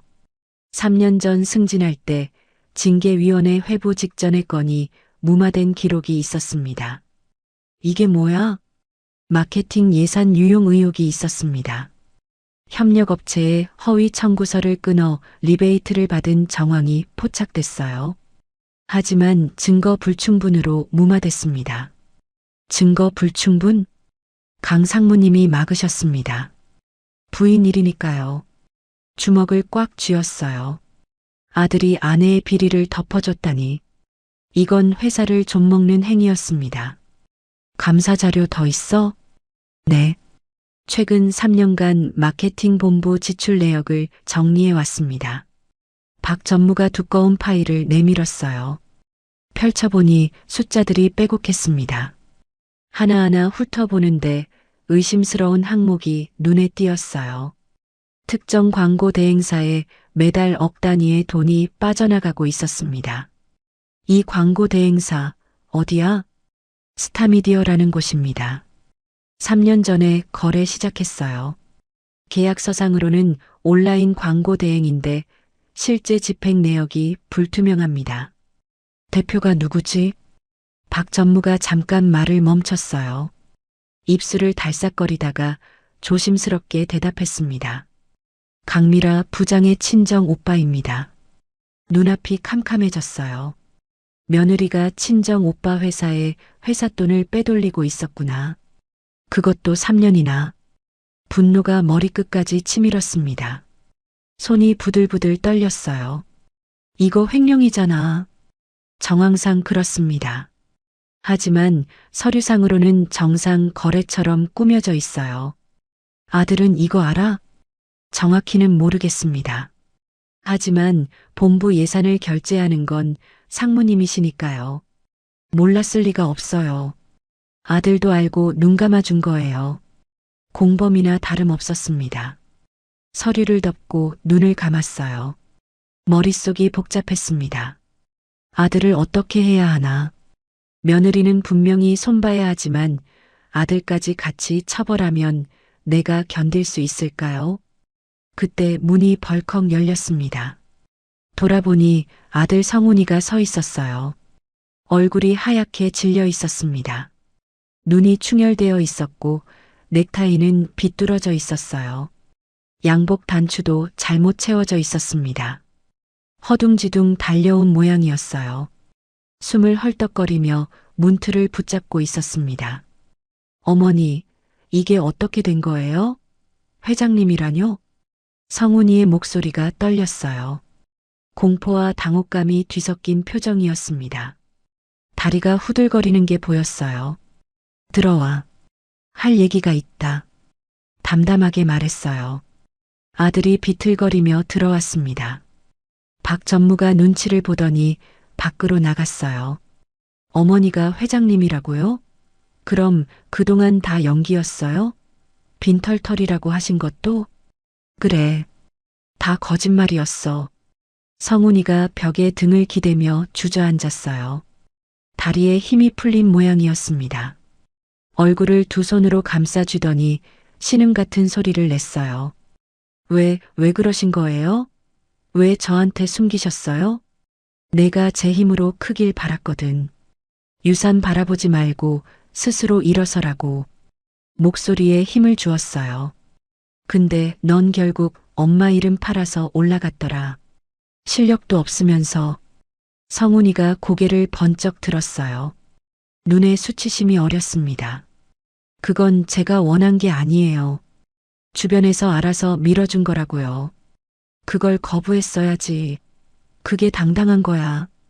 목소리가 높아졌어요. 성훈이가 움찔하며 고개를 숙였습니다. 잠시 침묵이 흘렀어요. 성훈이가 떨리는 목소리로 물었습니다. 어젯밤 일 때문에 이러시는 거죠? 저도 잘못했어요. 어머니 앞에서 아무것도 못했어요. 죄송합니다. 고개를 숙이는 아들을 보니 마음 한구석이 아렸어요. 하지만 여기서 물러설 수는 없었습니다. 어젯밤 일만이 아니야. 책상 위에 놓인 감사 자료를 들어보였어요. 스타미디어. 이거 뭔지 알지? 성훈이의 얼굴이 굳어졌어요. 입술이 파르르 떨렸습니다. 그건 정상적인 거래예요. 미라가 관리하는 업체라서. 미라 친정 오빠 회사잖아. 3년 동안 얼마를 빼돌렸는지 알아? 서류를 펼쳐 숫자를 짚었어요. 60억이야. 60억을 내 마누라가 친정으로 빼돌렸어. 성훈이의 눈이 휘둥그레졌어요. 모르고 있었던 건가요? 아니면 알면서도 이 정도일 줄 몰랐던 건가요? 그건 제가 확인해 보겠습니다. 뭔가 오해가 있을 거예요. 오해? 코웃음이 나왔어요. 내가 결제한 서류야. 내 도장 찍혀 있어. 오해가 아니라 공범이지. 성훈이가 말문이 막힌 듯 입만 벙긋거렸어요. 변명할 말이 없는 거였죠. 어머니, 저를 믿어주세요. 제가 알아보고 정리할게요. 미라한테도 얘기하고. 정리? 어떻게? 조용히 처리하면 돼요. 회사 이미지 때문에라도 밖으로 새면 안 되잖아요. 성훈이의 눈빛이 바뀌었어요. 아까의 수치심은 온데간데 없고 계산적인 빛이 어렸습니다. 아, 이 녀석도 결국 전염편이구나. 조용히 처리하자고? 60억 횡령을 덮자는 거야? 어머니, 미라가 구속되면 저도 끝이에요. 연루돼 있으니까요. 저까지 망하면 어머니도 창피하시잖아요. 창피하다고요. 이 녀석이 지금 나를 협박하는 건가요? 내가 지금 엄마한테 뭐라고 한 거야? 자리에서 벌떡 일어났어요. 분노가 폭발할 것 같았습니다. 어젯밤에 내 마누라가 뭐라고 했는지 잊었어? 시어머니를 가정부 취급하고 만년필을 쓰레기라고 내팽개쳤어. 근데 지금 그년 감싸라고? 성훈이가 뒷걸음질 쳤어요. 내 기세에 눌린 모양이었습니다. 어머니, 진정하세요. 제가 미라한테 사과시킬게요. 사과? 사과로 끝날 일이 아니야. 책상을 주먹으로 내리쳤어요. 쿵 하는 소리가 방 안에 울렸습니다. 오늘 이사회에서 결정할 거야. 마케팅 본부 특별 감사 착수? 미라는 직위 해제. 어머니, 그리고 너도 각오해. 연루된 정도에 따라 처분이 달라질 거야. 성훈이의 얼굴이 일그러졌어요. 분노인지 두려움인지 모를 표정이었습니다. 어머니가 정말 저한테 이러실 거예요? 친아들한테? 친아들이라서 이러는 거야. 내가 잘못된 길로 가는 걸 보고 못 본 척 할 수 없어. 성훈이가 한참 나를 노려봤어요. 눈에 분노와 원망이 뒤섞여 있었습니다. 어릴 때 혼날 때와는 다른 눈빛이었어요. 낯선 사람을 보는 것 같았습니다.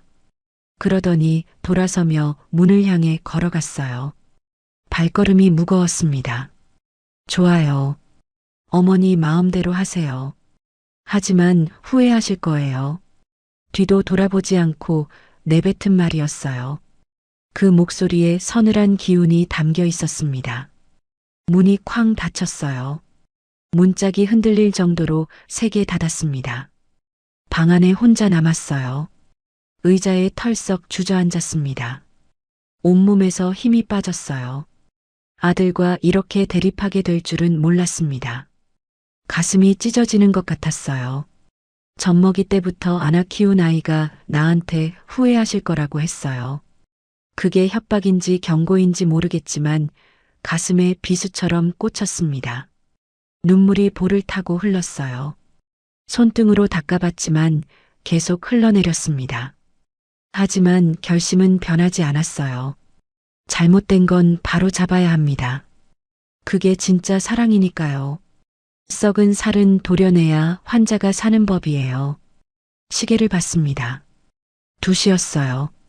이사회까지 1시간 남았습니다. 화장실에 가서 냉수로 얼굴을 씻었어요. 거울 속에 울고 난 얼굴이 보였습니다. 눈이 빨갛게 충혈되어 있었어요. 하지만 눈빛만은 흔들리지 않았습니다. 눈물을 닦고 자리에서 일어났어요. 정장 옷깃을 바로잡았습니다. 장말순, 흔들리지 마. 거울에 비친 내 얼굴을 바라보며 되뇌었습니다. 이제 1시간 뒤면 모든 게 시작돼요. 오후 3시 정각이 되었습니다. 이사회가 열리는 대회의실로 향했어요. 복도를 걸으며 심호흡을 했습니다. 심장이 빠르게 뛰었어요. 10년 만에 임원들 앞에 서는 거니까요. 손바닥에 땀이 흥건했습니다. 대회의실 문을 열자 웅성거리던 소리가 뚝 멈췄습니다. 20명 남짓한 임원들이 일제히 고개를 돌렸어요. 긴 타원형 테이블 양쪽에 빼곡히 앉아 있었습니다. 눈이 휘둥그레진 사람, 입을 딱 벌린 사람, 당혹스러운 표정을 짓는 사람. 반응이 제각각이었어요. 회장님? 누군가 더듬거리며 물었어요. 나이 지긋한 부사장이었습니다. 내가 은퇴할 때 이사였던 사람이에요. 오랜만이네, 김 부사장. 담담하게 인사하며 상석으로 걸어갔습니다. 발소리가 조용한 회의실에 울렸어요. 임원들이 허둥지둥 자리에서 일어났습니다. 어떻게 인사해야 할지 모르는 표정이었어요. 다들 앉아요. 손짓으로 자리에 앉으라고 했습니다. 의자들이 끌리는 소리가 여기저기서 났어요. 긴장감이 팽팽하게 흘렀습니다. 자리에 앉으며 회의실을 둘러봤어요. 한쪽 구석에 아들 성훈이가 앉아 있었습니다. 눈을 피하더군요.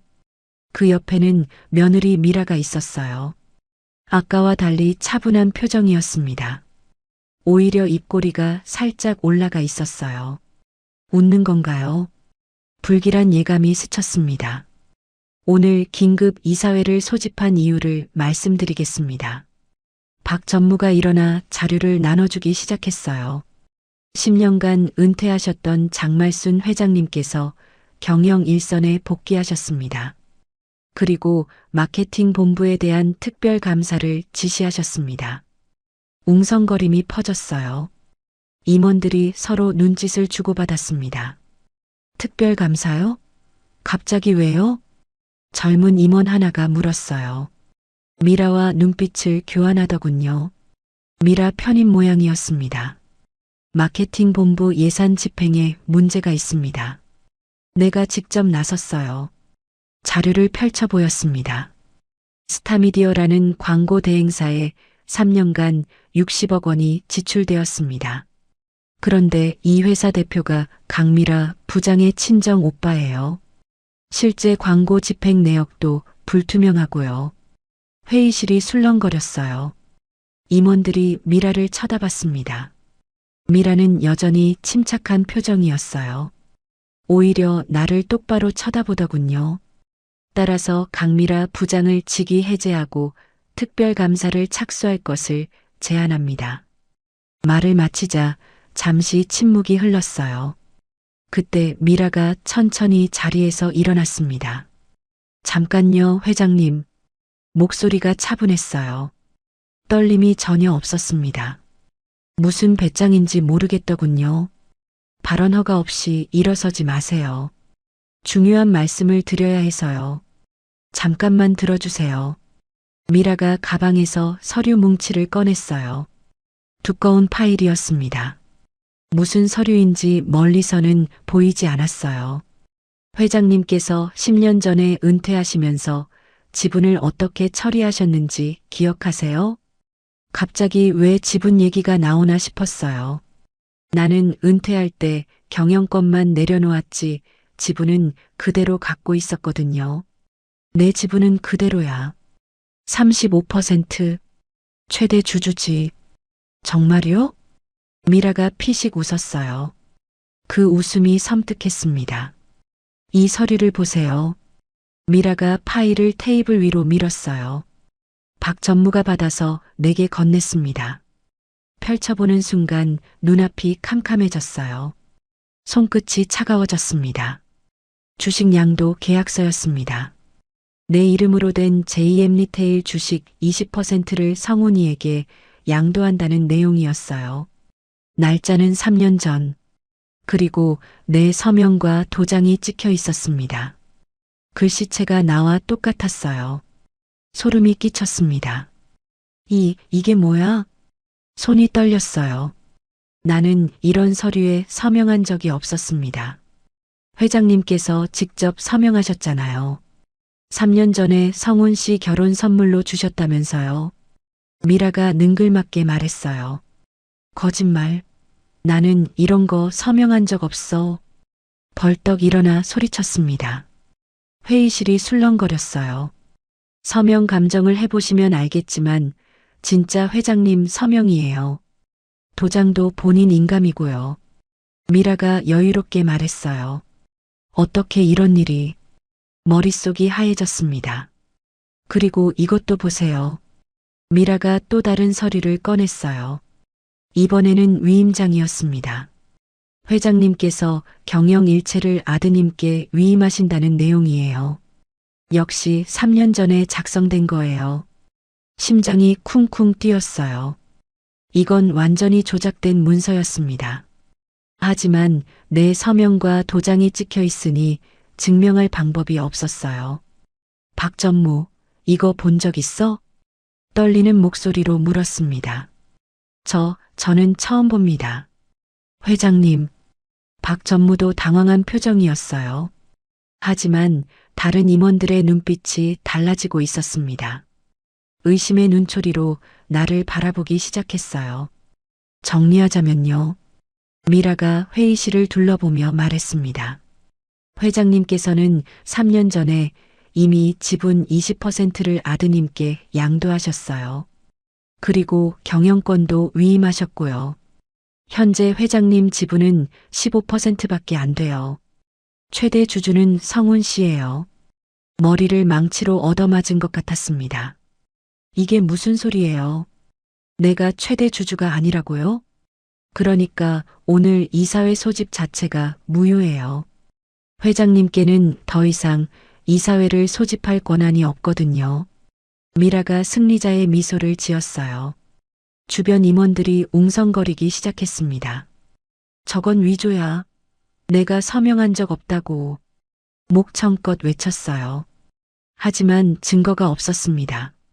서류에는 분명히 내 글씨체와 도장이 찍혀 있었으니까요.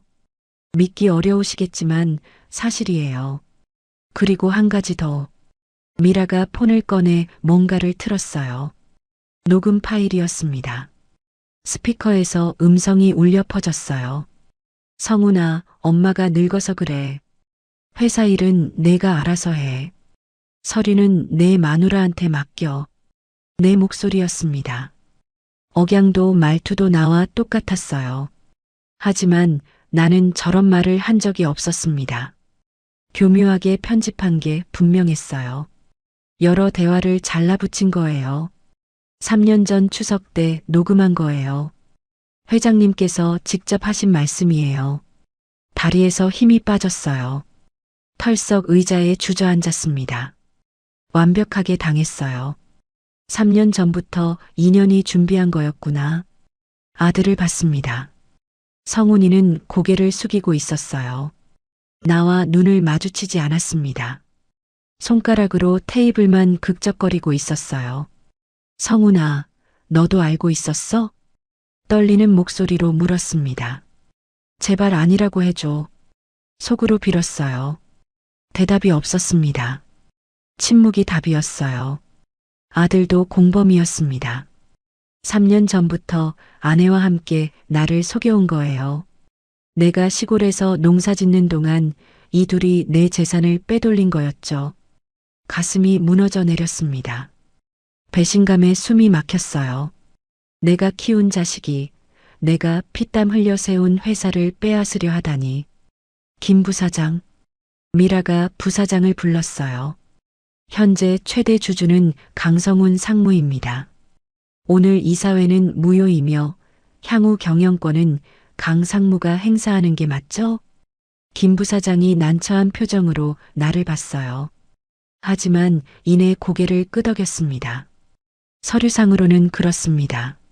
아니야, 저건 위조라고.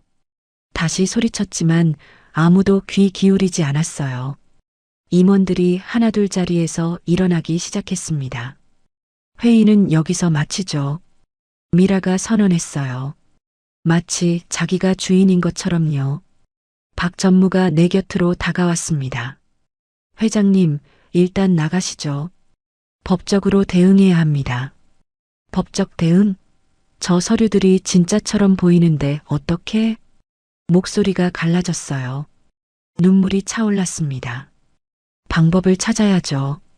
포기하시면 안 됩니다. 박 전무가 내 팔을 부축했어요. 비틀거리며 회의실을 나왔습니다.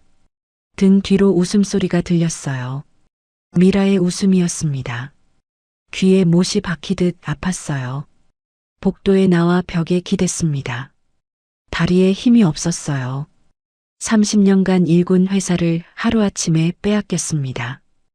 그것도 내 아들과 며느리 손에.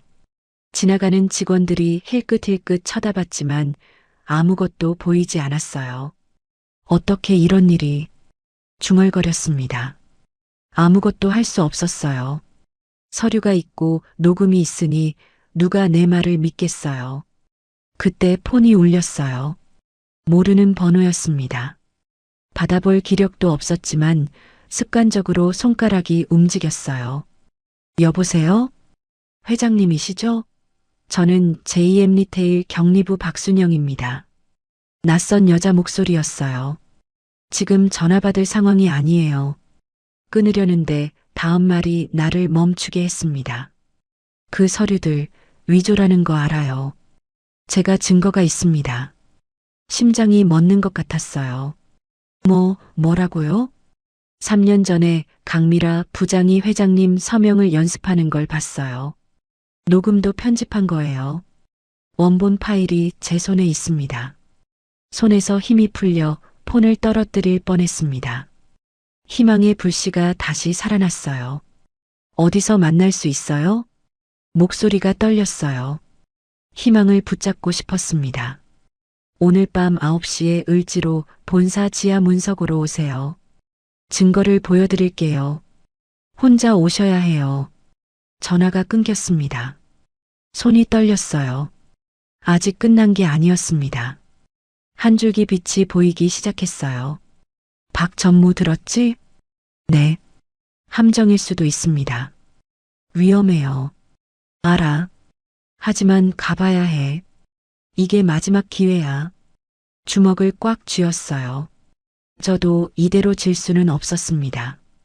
죽이 되든 밥이 되든 끝까지 싸워야죠.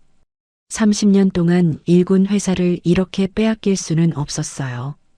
밤 9시가 다가왔습니다. 을지로 본사 건물 앞에 도착했어요. 낮에는 북적거리던 거리가 텅 비어 있었습니다. 가로등 불빛만 쓸쓸히 빛나고 있었어요. 찬바람이 옷깃을 파고들었습니다. 긴장감에 온몸이 뻣뻣해졌어요. 회장님, 제가 같이 가겠습니다. 박 전무가 걱정스러운 눈빛으로 말했어요. 하지만 고개를 저었습니다. 혼자 오라고 했어. 함정일 수도 있지만 갈 수밖에 없어.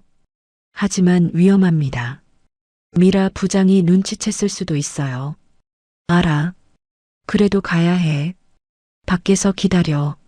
30분 안에 안 나오면 경찰에 신고해. 박 전무에게 폰을 건네고 건물 안으로 들어갔습니다.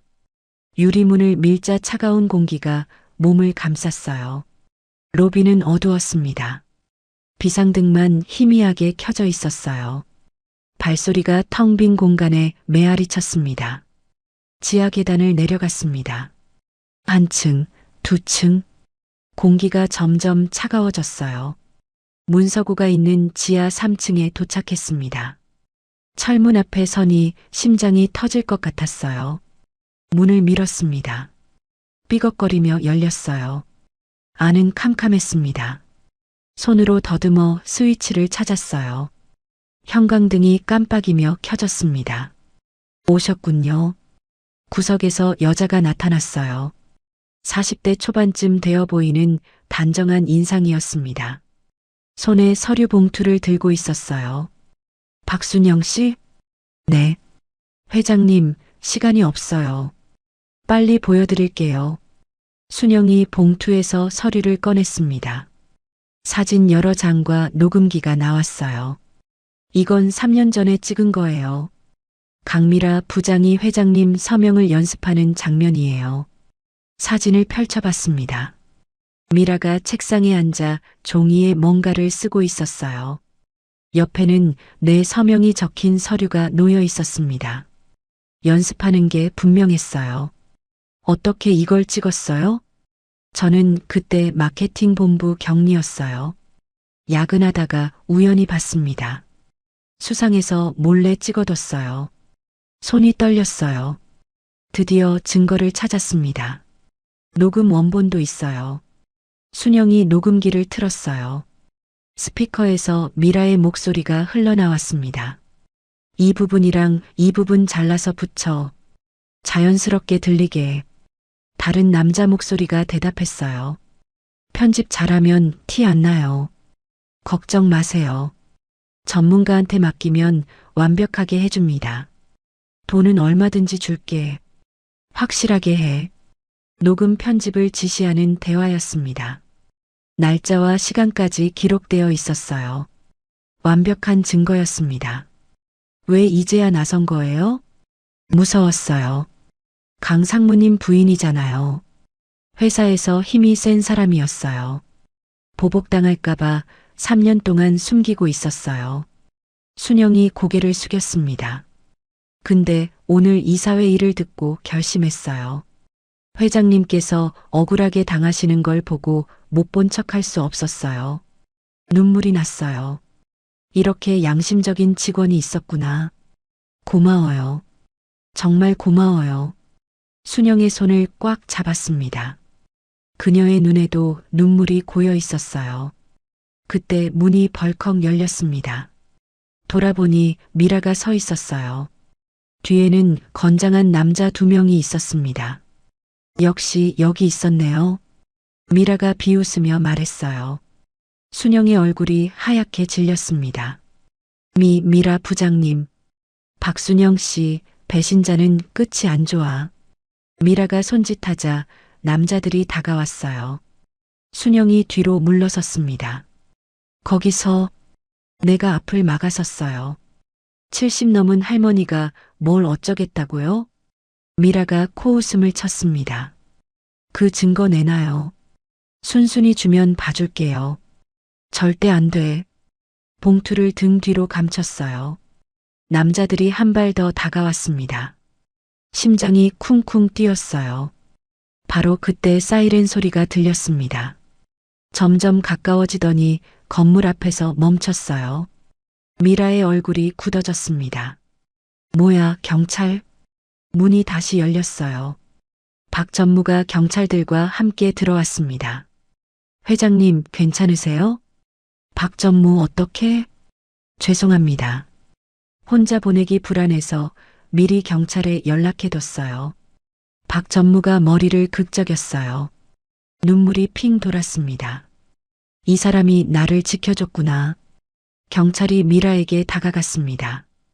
강미라 씨, 문서 위조 및 횡령 혐의로 체포합니다. 뭐라고요? 증거도 없이? 증거는 충분합니다. 검찰에서 3년간 추적해왔어요. 경찰이 서류를 꺼내 보였어요. 알고 보니 검찰이 이미 스타미디어 횡령건을 수사 중이었습니다. 오늘 내가 증거를 확보한다는 정보를 박 전무가 흘렸고 검찰이 현장을 덮친 거였어요. 미라의 얼굴이 새파랗게 질렸습니다. 입술이 파르르 떨렸어요. 이럴 수가. 말도 안 돼. 수갑이 채워지는 순간 미라가 발버둥 쳤어요. 경찰의 손을 뿌리치려 했지만 소용없었습니다. 시어머니, 이건 다 당신 때문이야. 당신이 재산을 안 줬으니까 내가 이런 짓을 한 거라고. 끝까지 남 탓이었어요. 3년 동안 계획적으로 문서를 위조하고 돈을 빼돌리고도 반성이 없었습니다. 한심하다는 생각밖에 안 들었어요. 미라가 끌려가고 잠시 후 성훈이가 나타났습니다. 경찰 2명에게 붙잡혀 있었어요. 얼굴이 창백하고 눈이 충혈되어 있었습니다. 어머니, 성훈이가 나를 불렀어요. 목소리가 갈라졌습니다. 죄송합니다. 정말 죄송합니다. 무릎을 꿇으려는 아들을 경찰이 붙잡았어요. 강성훈 씨, 공범 혐의로 동행해 주셔야 합니다. 어머니, 한 번만 용서해 주세요. 제가 잘못했어요. 성훈이의 눈에서 눈물이 흘러내렸어요. 저 눈물이 진심인지 아닌지 알 수 없었습니다. 성훈아, 천천히 다가가 아들의 얼굴을 마주 봤어요. 내가 진짜 반성하는 건지 아직 모르겠어. 하지만 한 가지는 알아줘. 숨을 깊이 들이마셨습니다. 엄마가 빈털터리 행세를 한 건 너를 미워해서가 아니야. 내가 스스로 서길 바랐어. 돈 때문에 사람이 변하는 걸 너무 많이 봤거든. 성훈이가 고개를 떨궜어요. 결국 내가 돈 때문에 변했네요. 어머니 말씀이 맞았어요. 감옥에서 시간이 많을 거야. 그동안 깊이 생각해. 진짜 중요한 게 뭔지. 경찰이 성훈이를 데려갔습니다. 아들의 뒷모습이 멀어졌어요. 가슴이 찢어지는 것 같았지만 눈물은 흘리지 않았습니다. 이게 아들을 위한 마지막 사랑이에요. 일주일 후 임시 이사회가 열렸습니다. 위조 서류가 무효화되면서 내 지분이 원래대로 돌아왔어요. 35% 다시 최대 주주가 됐습니다. 스타미디어로 빠져나간 60억도 전액 환수 절차에 들어갔어요. 장말순 회장님의 경영 복귀를 환영합니다. 김 부사장이 허리를 깊이 숙였어요. 다른 임원들도 일제히 고개를 숙였습니다. 불과 일주일 전에는 나를 의심하던 눈빛이었는데 이제는 존경의 빛이 담겨 있었어요. 다들 고생했어요. 회의실을 둘러봤습니다. 10년 전과 같은 자리, 같은 풍경이었어요. 통유리창 너머로 서울 시내가 내려다 보였습니다. 하지만 내 마음은 달랐어요. 예전에는 회사가 전부였습니다. 지금은 달라요. 잃어버릴 뻔한 것들의 소중함을 알게 됐거든요. 앞으로 경영 방침을 바꾸려고 해요. 임원들이 긴장한 표정으로 나를 바라봤어요. 직원 복지를 대폭 강화할 거예요. 구조조정 계획은 백지화하고 성과급 대신 복지 예산을 늘릴 거예요. 직원들이 마음 편히 일할 수 있는 환경을 만들 거예요. 웅성거림이 퍼졌습니다. 하지만 반대하는 사람은 없었어요. 회사는 사람이에요. 직원이 행복해야 고객도 행복하고 그래야 회사도 잘 되는 거예요. 30년 전 남편과 함께 세웠던 철학이었습니다. 잃어버렸던 것을 되찾은 기분이었어요. 회의가 끝나고 집무실로 돌아왔습니다. 책상 위에 부러진 만년필이 놓여 있었어요. 박 전무가 복원해서 액자에 넣어 가져다 놓은 거였습니다. 펜촉은 여전히 휘어져 있었지만 글씨는 쓸 수 있었어요. 이 펜이 30년 역사의 증인이었습니다.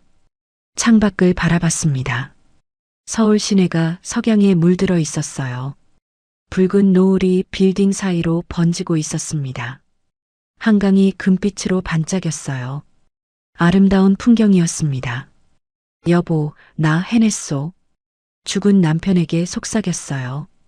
벽에 걸린 창업식 사진을 바라봤습니다. 젊은 날의 우리가 환하게 웃고 있었어요. 회사도 지켰고 아들한테 마지막 교훈도 줬어. 힘들었지만 후회는 없어요. 폰이 울렸습니다. 모르는 번호였어요. 받아보니 낯익은 목소리가 들렸습니다. 어머니, 저 성훈이에요. 구치소에서 전화해요. 심장이 쿵 내려앉았어요. 잠시 말이 나오지 않았습니다. 뭐라고 할지 모르겠어요. 그냥 목소리라도 듣고 싶었어요. 성훈이의 목소리가 떨렸습니다. 편지 쓸게요. 제가 얼마나 잘못했는지, 앞으로 어떻게 살 건지. 읽어주실 거죠? 그래. 읽을게. 미라한테 휘둘린 게 변명이 안 되는 거 알아요. 제가 약했어요. 어머니 말씀처럼 돈 앞에서 사람이 변했어요. 그걸 알면 됐어. 어머니 사랑해요. 이제야 그 말이 무슨 뜻인지 알 것 같아요. 출소하면 처음부터 다시 시작할게요. 전화가 끊겼습니다. 눈물이 볼을 타고 흘러내렸어요. 아직 늦지 않았구나. 아들이 돌아올 수 있구나. 만년필을 집어들었습니다. 빈 종이 위에 천천히 글씨를 썼어요. 성훈에게. 엄마는 널 기다릴게. 언제까지든. 펜촉이 삐걱거렸지만 글씨는 또렷했습니다. 이 만년필로 마지막 서명을 하겠다고 했었죠. 결국 그 서명은 복수가 아니라 용서가 됐어요. 창밖의 노을이 점점 짙어졌습니다. 내일은 또 해가 뜰 거예요. 72살, 아직 살 날이 많이 남았습니다. 이제 새로운 시작이에요. 오늘의 사연 어떠셨나요? 사연이 마음에 닿았다면 더 좋은 사연으로 찾아뵐 수 있도록 구독과 좋아요를 눌러주세요. 그리고 사연의 주인공을 위한 따뜻한 말씀도 댓글로 부탁드립니다. 여러분의 오늘을 응원합니다. 인생 소풍이었습니다.